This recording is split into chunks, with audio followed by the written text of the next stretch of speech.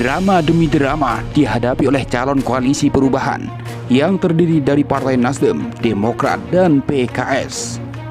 Terbaru, terbongkar memang ada upaya agar Partai Nasdem membatalkan pendeklarasian Anies sebagai Capres 2024. Namun di satu sisi, ketiga partai sudah memberi sinyal bahwa deklarasi koalisi perubahan dilakukan akhir Januari.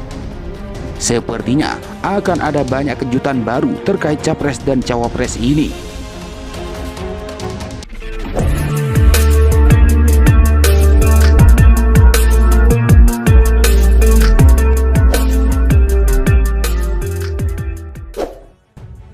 Terbongkar, ada upaya bagaimana caranya Anies bakal batal dicalonkan oleh Partai Nasdem.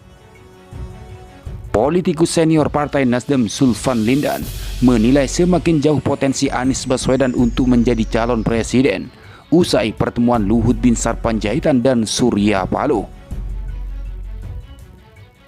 Itu dikarenakan besar kemungkinan pertemuan keduanya di London pada akhir tahun 2022 lalu juga membicarakan tentang Anies Baswedan yang dicalonkan oleh Partai Nasdem. Zulfan menilai orang seperti Surya Paloh tidak bisa jauh dari kekuasaan, sehingga besar kemungkinan Surya Paloh berusaha memperbaiki hubungan dengan Presiden Joko Widodo. Buat Surya Paloh kan, yang penting selamatkan dirinya dululah. Anies itu soal kedua. Kecuali kalau Anies betul-betul bisa maju sebagai capres dan menang. Nah itu dia akan ke Anies, ujar Zulfan dikutip dari Newsworthy dari kanal YouTube Total Politik pada Kamis 19 Januari 2023. Apalagi Partai Demokrat dan PKS yang berpotensi bergabung juga tampak masih bermanuver dengan bertemu dengan partai politik lain. Sekarang dia lihat kok tampaknya tambah jauh ini menjadi capres.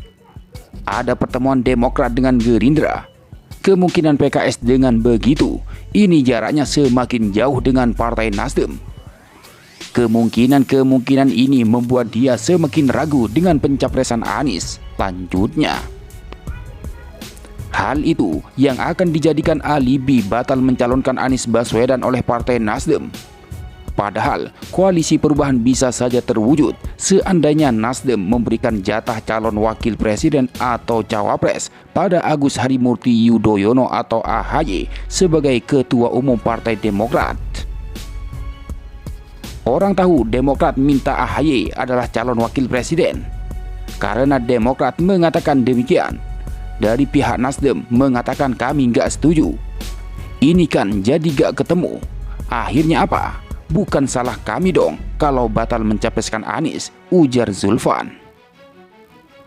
Padahal AHY masih memenuhi kriteria sebagai cawapres yang pernah disebut Anies, yaitu elektabilitas AHY yang cukup bagus dan memiliki partai. Kalau dilihat dari sudut itu, kayaknya ada upaya untuk deadlock. Nah ini gak boleh terjadi. Yang jadi korban siapa? Ya Aniesnya yang jadi korban, pungkas Zulfan. Sementara sejauh ini baru satu figur capres yang memiliki dukungan resmi, yaitu Anies Baswedan. Sayang kursi dukungannya belum cukup dan belum pasti. Baru Partai Nasdem yang formal mengusungnya. Memang ada bayangan koalisi melibatkan PKS dan Demokrat.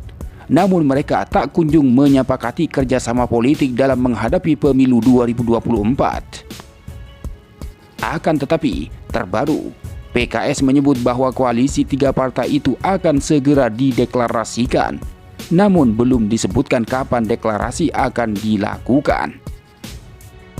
Menurut Al-Muzammil Yusuf sebagai Ketua DPP PKS bidang Polhukam, koalisi tiga partai itu solid dalam menghadapi Pilpres.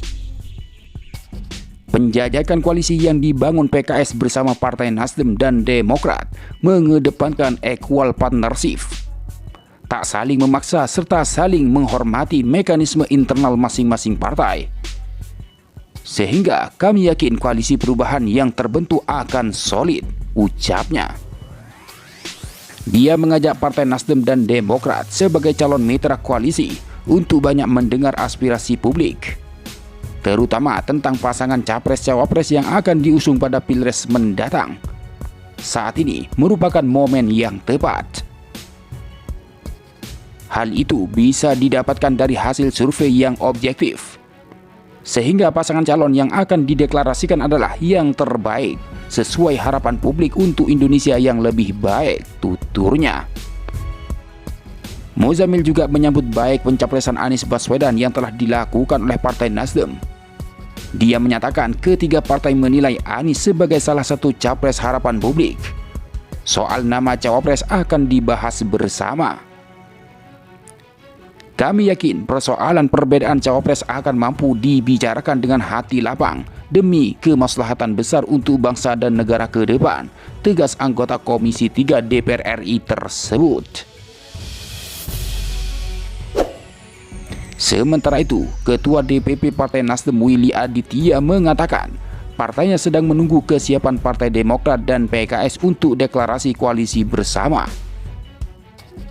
Pihaknya tidak ingin dianggap kebelet untuk berkoalisi. Pada Februari nanti, Ketua Umum Nasdem Surya Paloh akan bertemu Ketua Majelis Syuro PKS Salim Segaf Al-Jufri.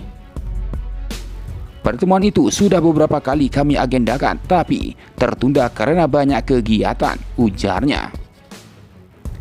Willy menambahkan, sejauh ini tim kecil ketiga partai masih terus melakukan pembicaraan tentang rencana koalisi. Jika sudah disepakati, dipastikan deklarasi akan dilakukan. Bahkan sebelumnya Ketua DPP Partai Nasdem, Effendi Khairi atau Gus Coy, mengatakan dalam waktu yang tidak terlalu lama lagi, tiga partai koalisi akan mendeklarasikan calon wakil presiden pendamping Anies Baswedan.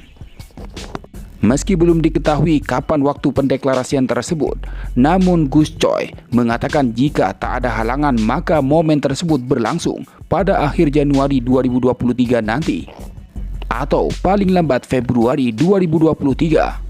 Partai Demokrat dan PKS akan mendeklarasikan nama cawapres yang dinilai pantas untuk mengusung perubahan Indonesia pada Pilpres 2024 mendatang.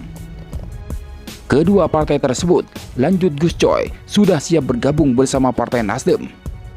Saya dengar kabar, PKS dan Demokrat akan melakukan deklarasi mendukung Anies sebagai calon presiden. Kalau bukan akhir Januari, maka mungkin Februari 2023 deklarasi itu dilakukan. Pokoknya kira-kira Januari atau Februari nanti itu akan dideklarasikan, kata Gus Coy di Kopi Politik, Jakarta Selatan, Sabtu 7 Januari 2023 lalu.